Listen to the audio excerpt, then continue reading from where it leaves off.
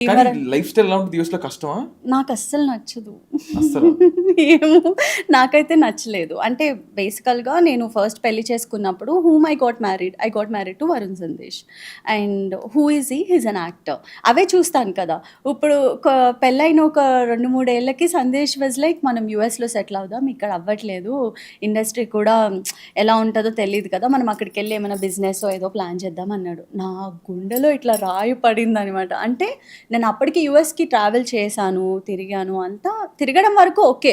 నాకు ఎందుకో నేను సెటిల్ అవ్వలేనేమో అనిపిచ్చింది. ఒక 6 నెలలైతే ఉన్నాను. ఉన్న తర్వాత I was like maybe it's not my cup of tea అనిపిచ్చింది. అందుకనే జెట్ స్పీడ్‌లో ఎళ్ళిన సూట్‌కేసులతో అలాగే Sandesh was also very supportive in that case.